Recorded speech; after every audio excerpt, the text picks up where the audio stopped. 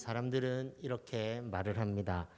남부러워하지 말고 자기 가치를 지키고 소신 있게 살아라, 이렇게 말을 합니다.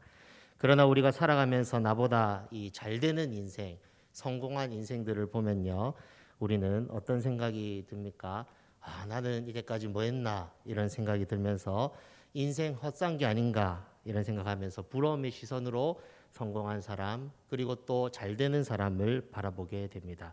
이것이 사람의 마음입니다. 더 나아가서 악을 행하면서도 성경이 말하고 있는 것처럼 잘 되는 사람을 보면 어떻습니까?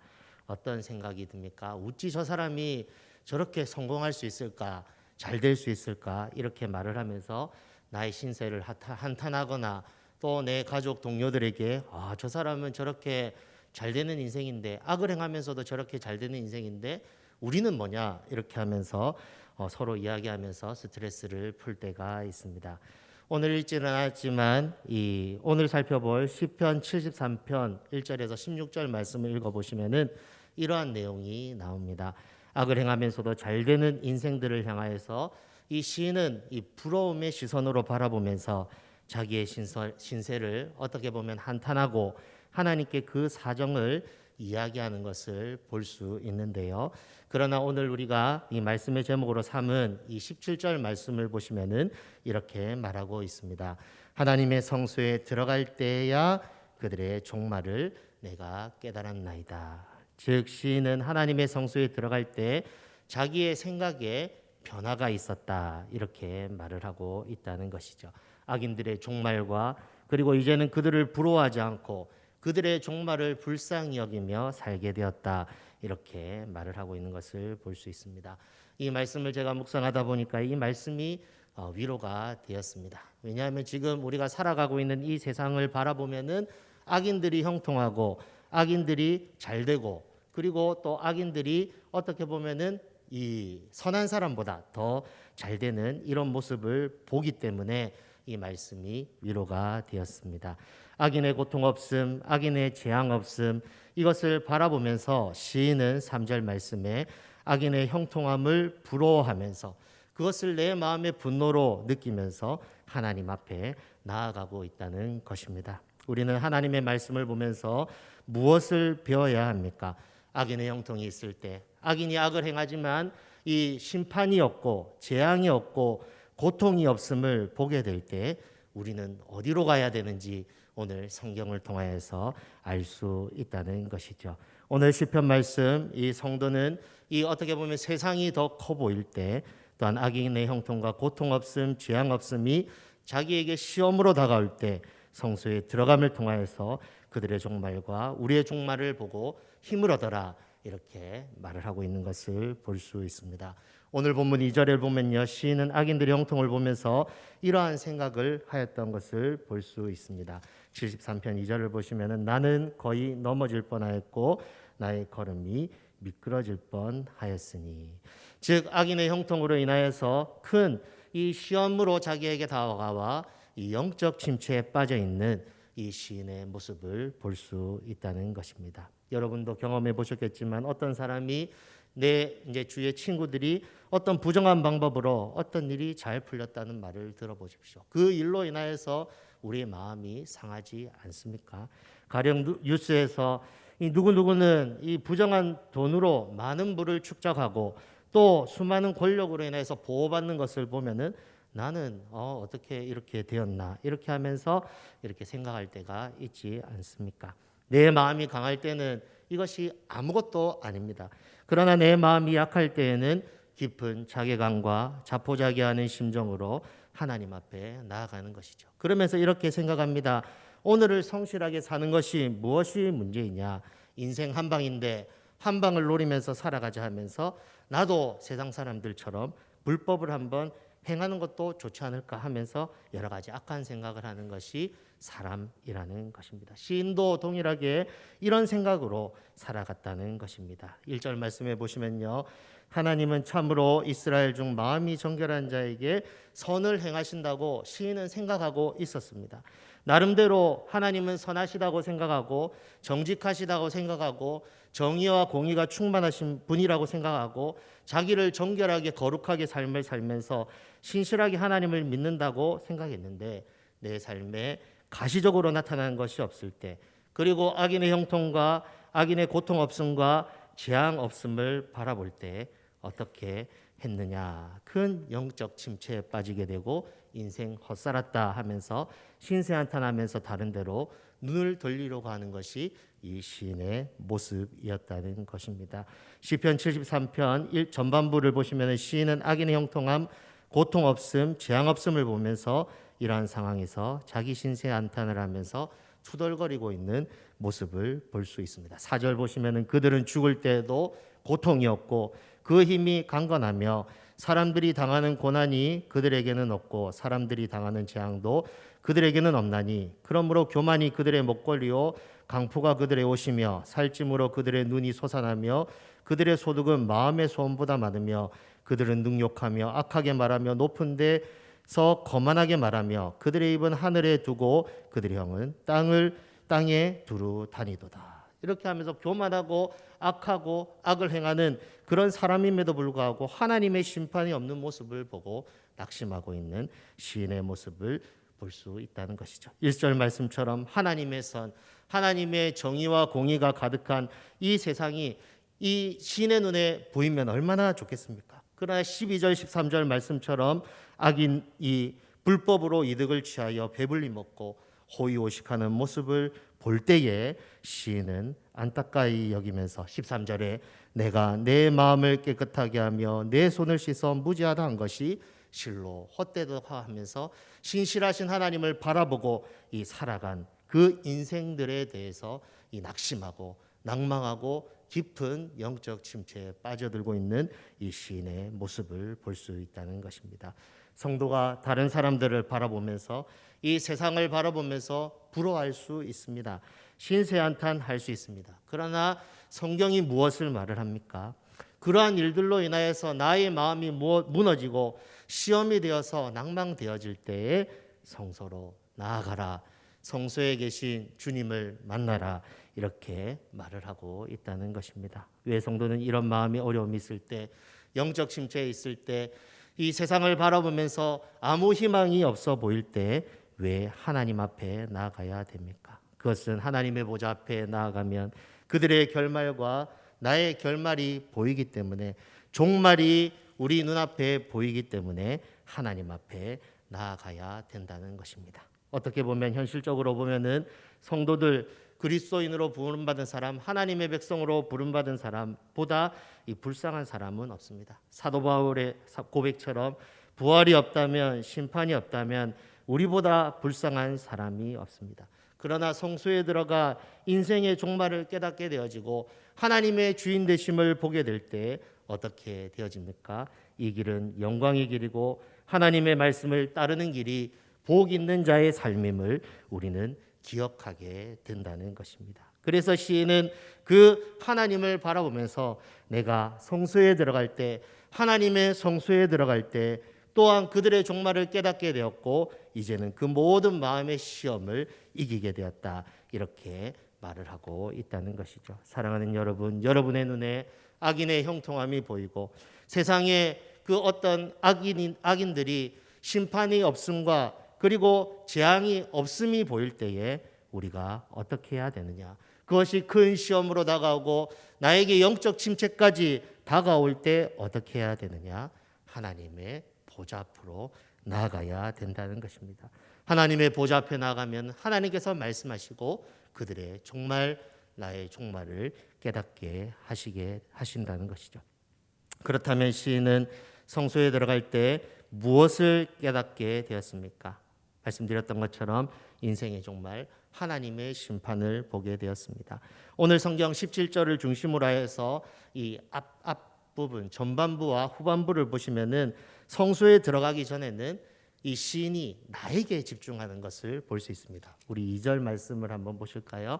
나는 거의 넘어질 뻔하였고 나의 걸음이 미끄러질 뻔하였으니. 그리고 3절도 보시면은 이는 내가 악인의 형통함을 보고 오만한 자를 질투하였습니다. 13절도 보시면은 내가 내 마음을 깨끗하게 하며 내 손을 씻어 무죄하다 한 것이 실로 헛되도다. 그리고 14절도 보면은 나는 종일 재난을 당하며 아침마다 징벌을 받았도다 하면서 성소에 들어가기 전에는 시인이 나에게 집중하는 것을 볼 수 있습니다. 그러나 17절 다음에 보시면은 어떻게 됩니까?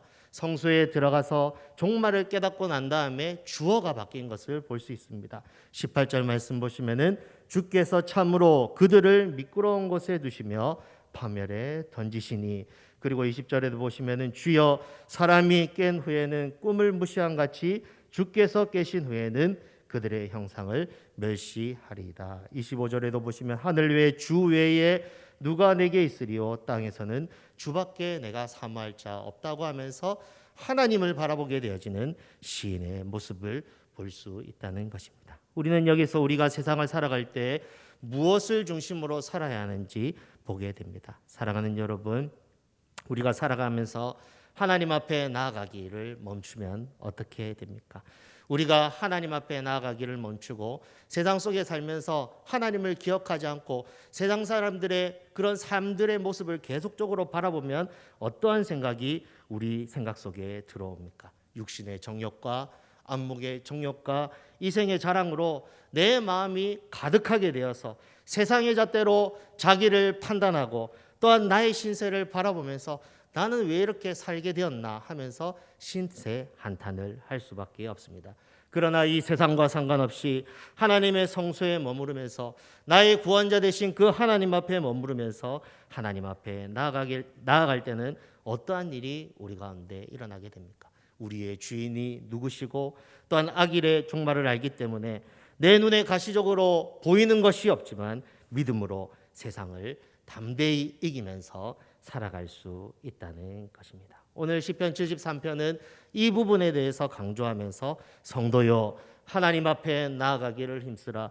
하나님의 성소에 들어갈 때 그들의 종말을 내가 깨달을 수 있으니 성도여 하나님 앞에 나아가서 너희가 누구인지 하나님이 누구신지 분명히 깨달아라 말씀하고 있다는 것입니다. 성도가 왜 예배 가운데 나와서 성소에 나가기를 힘써야 됩니까?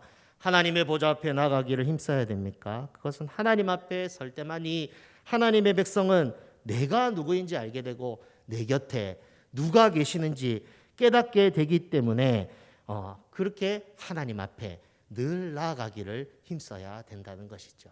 아침마다 저녁마다 시시때때로 예수님처럼 하나님 앞에 나아가서 무시로 습관적으로 기도하면서 하나님 앞에 나아가야 된다는 것입니다. 시인도 보십시오. 23절 24절을 보시면은 성소에 들어가면서 자기가 누구인지 알게 되었습니다. 그리고 하나님의 함께 하심으로 나의 결말을 보게 되었습니다. 23절 24절 같이 한번 읽어볼까요? 시작. 내가 항상 주와 함께하니 주께서 내 오른손을 붙드셨나이다. 주의 교훈으로 나를 인도하시고 후에는 영광으로 나를 영접하시리니 하면서 하나님 앞에 나아갈 때 누가 내 손을 붙잡고 계시느냐, 또한 오른손이 하나님의 오른손이 누구를 붙잡고 있느냐, 이것을 보면서 힘을 얻었다고 성경은 말을 하고 있다는 것입니다. 사랑하는 여러분, 성도의 결말과 악인의 결말을 알게 되면 현재 자기가 어떻게 살아야 되는지 알게 됩니다. 언제 시인의 관점이 바뀌었습니까? 탄식이 언제 찬양으로 바뀌었습니까? 자기에게 집중되어 있던 것이 어떻게 눈이 떠져서 하나님을 바라보게 되었습니까? 그것은 성소로 나아가서 자기 인생이 현재의 삶으로가 아닌 삶으로가 마지막이 아님을 알 때에 관점이 바뀌었습니다. 그리고 나와 누가 함께 하시는지 알 때, 또한 죽은 후에 어디로 가는지 알 때 이 관점이 바뀌었다는 것이죠. 그러기에 우리는 시인과 같이 성소에 들어가기를 힘쓰면서 하나님 앞에 나아가기를 계속적으로 힘써야 될 줄로 믿습니다. 시인은 이 하나님을 가까이함이 얼마나 중요한지 깨닫고 28절에 이렇게 말을 합니다. 하나님께 가까이함이 내게 복이라. 내가 주 여호와를 나의 피난처로 삼아 주의 모든 행적을 전파하리이다. 시인은 하나님을 피난처로 삼고 하나님 앞에 나아가기를 힘쓰고 하나님으로 인하여서 자기 자신을 점검하고 자기가 함께하는 분이 누구신지 다시 한번 인식하고 살았다고 말을 하고 있다는 것이죠. 사랑하는 여러분, 성도는 세상을 가까이 할 때 잘 살 수 있는 것이 아닙니다. 세상의 온갖 지혜를 자기 머릿속에 가득 채우고 온갖 세상적인 지식으로 가득 채워서 이렇게 하면 잘 살게 되겠지 하면서 나아간다고 해서 성도가 잘 살 수 있는 것이 아닙니다. 하나님을 가까이 할 때 복된 인생을 살 수 있다. 성경은 말을 하고 있습니다. 그래서 시편 1편에는 어떻게 말을 하고 있습니까? 복 있는 사람은 악인의 길을 따르지 아니하며 죄인의 길에 서지 아니하며 오만한 자리에 앉지 아니하고 오직 여호와의 율법 성소를 바라보면서 하나님의 말씀을 기대하면서 하나님의 말씀을 붙들고 그 말씀에 의지하여 살아갈 때 성도는 복된 인생 살아갈 수 있다고 말을 하고 있다는 것입니다. 어떤 분들은 이런 말 하더라고요. 하나님과 세상을 반씩 걸치고 있으면은 가랭이가 찢어진다 이렇게 말을 하더라고요. 저는 이 말에 일리가 있다고 생각합니다. 왜냐하면 하나님과 이 죄로 오염된 세상은 결코 하나가 될 수 없기 때문에 그렇습니다. 사랑하는 여러분, 하나님과 죄로 오염된 세상을 향해 마음을 반씩 두지 마시고 하나님께 온전하게 드리시기 바랍니다. 세상의 지식을 여러분의 머릿속에 가득 채우지 마시고 하나님을 아는 지식으로 여러분의 머리를 가득 채우시기 바랍니다. 그러면은 그 하나님을 아는 지식, 이 말씀을 통하여서 세상을 어떻게 살아가야 될지, 세상을 어떻게 살아가는 것이 지혜로운 것인지 이 시인의 고백처럼 종말을 알게 되어서 우리가 무엇을 목표로 해서 살아가야 될지 깨닫게 된다는 것입니다. 시인을 보십시오. 하나님과 세상을 반반 두고 살았을 때 어떻게 되었다고 말을 하고 있습니까? 21절 말씀을 보시면은 내 마음이 산란하며 내 양심이 찔렸나이다 하면서 자기 마음이 어지러웠다고 말을 하고 있습니다. 성도는 하나님의 품을 떠날 때 이런 복잡한 마음과 양심에 찔리는 일을 가지고 살아간다는 것입니다. 하나님을 가까이 하지 않고 세상을 사랑해 보십시오. 세상 사람들을 부려하며 그들이 추구하는 방법대로 살아가 보십시오. 아마 처음에는 좋을지 모릅니다. 이렇게 하면 성공하겠지, 이렇게 하면 잘 되겠지, 이렇게 될지 모르겠지만 시간이 지나면 지날수록 마음의 산란함과 양심의 찔림이 여러분들을 괴롭게 만들 것입니다. 시인도 그랬다는 것입니다. 그러나 어떨 때 이 모든 것이 사라지고 마음의 평안과 기쁨과 행복이 찾아왔다고 말을 합니까? 그것은 하나님의 성소에 들어갈 때 하나님의 말씀을 깨닫게 되고 하나님의 행하심을 알게 되고 종말을 깨닫게 되고 참된 평안이 찾아왔다 이렇게 말을 하고 있다는 것이죠. 사랑하는 여러분, 세상이 커 보일 때 하나님 앞에 나아가시기 바랍니다. 이 세상의 이 사람들의 형통, 악인이면서도 형통한 모습을 볼 때에 하나님의 성소로 나아가서 하나님이 누구신가 더 알아가기 바랍니다. 세상 사람들이 나보다 행복해 보일 때 하나님의 보좌 앞에 나아가 하나님의 말씀을 들으시기 바랍니다. 그러면 하나님으로부터 참 평안과 기쁨이 주어질 것입니다. 시인은 하나님으로부터 주어지는 참 평안과 기쁨을 성소에 들어감으로 깨닫게 되었고 그리고 악인의 종말과 자신의 마지막을 깨닫게 되었기 때문에 25절은 이렇게 말을 하고 있습니다. 하늘에서는 주 외에 누가 내게 있으리요 땅에서는 주밖에 내가 사모할 자 없나이다 이렇게 말을 하고 있습니다. 여러분, 세상이 커 보이십니까?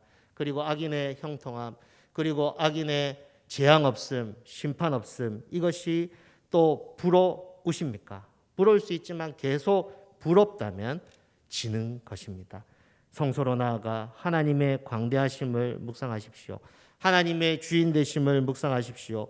그리고 하나님의 심판을 묵상하십시오. 그러면은 인생의 종말을 깨닫고 또 하나님이 누구신지 알게 되면은 거기서부터 새 힘과 새 희망을 얻게 될 것입니다. 사랑하는 여러분, 오늘 저는 여러분의 눈에 세상이 커 보일 때, 악인의 형통이 보이게 될 때 어떻게 해야 되는지 살펴보았습니다. 어떻게 해야 된다고 말씀드렸습니까?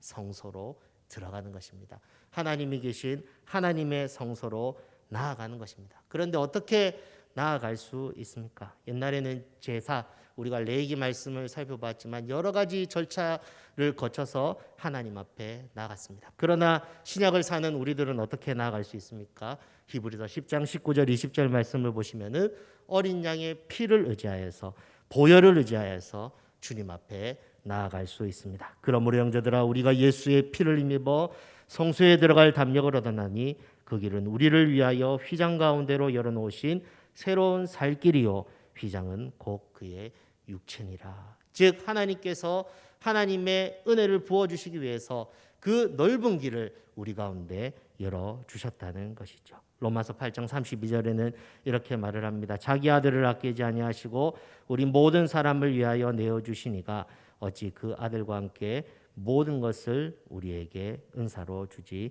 아니하시겠느냐. 오늘 이 말씀을 묵상하면서 하나님 앞에 나아가시기 바랍니다. 시인은 성소에 들어갈 때 그들의 종말을 깨닫고 또 하나님이 누구신지 깨닫고 또한 그 힘을 얻었습니다. 26절 말씀처럼 하나님은 내 마음의 반석이시요 영원한 분기시시라.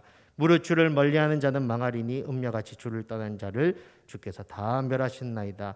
하나님께 가까이함이 내게 복이라 하면서 하나님을 찬양하는 일이 생겼습니다. 사랑하는 여러분, 지금 예수님의 고난과 십자가를 묵상하는 하루하루를 보내고 있습니다. 여러분, 예수님의 고난과 십자가를 묵상할 때 무엇을 묵상하고 계십니까? 저는 이 예수님의 십자가와 고난을 묵상할 때 나를 사랑하시는 그 예수 그리스도, 나를 위하여서 아들을 주신 그 하나님의 사랑에 대해서 묵상하고 있습니다. 하나님은요, 천국을 우리에게 주시기 위해 그 아들을 주셨습니다. 흑암의 권세에서 아들의 나라로 옮기기 위해서 이 땅에 오셨습니다. 우리가 하나님을 사랑하고 그리고 예수 그리스도의 생을 기억할 때 우리는 새 힘을 얻게 된다는 것이죠. 시인이 성소에 들어가 종말을 깨닫고 하나님이 누구신지를 깨닫고 새 힘을 얻었던 것처럼 오늘 우리는 예수 그리스도의 피를 의지하여서 하나님 앞에 나아갈 때 하나님께서 주시는 그 새 힘과 복과 은혜를 경험할 수 있다는 것입니다. 예수 그리스도의 희생으로 우리는 천국을 소유하게 되었고 하늘의 신령한 것을 얻는 복된 자가 되었습니다. 이 사실을 기억할 때 세상을 우리는 넉넉히 이겨나갈 수 있다는 것입니다. 사랑하는 여러분, 여러분에게 세상이 커 보이고 악인의 형통함이 여러분의 삶의 큰 시험으로 다가올 때 성소로 나아가십시오. 시인처럼 하나님 주 외에 누가 내게 있으리요 땅에서는 주밖에 내가 사모할 자 없습니다. 이 고백을 하게 될 것입니다. 피 묻은 예수 그리스도의 이름을 붙들고 나를 자녀 삼아 주신 하나님 앞에 담대히 나가십시오. 그러면 하나님의 풍성한 은혜를 경험하면서 28절의 마지막 말처럼 주의 모든 행적을 전파하는 자들이 될 것입니다. 아무쪼록 힘들고 어려울 때 이 세상을 바라보면서 시험에 들지 마시고 코로나가 창궐한 이 세상을 바라보면서 시험에 들지 마시고 악인의 형통함을 바라보면서 악인의 재앙 없음을 바라보면서 악인의 그 고난 없음을 바라보면서 이 염려에 근심에 빠지지 마시고 복되신 하나님의 보좌 앞에 나아가 새 은혜를 입어 살아가는 저와 여러분 되기를 주의 이름으로 축복합니다. 기도하겠습니다. 사랑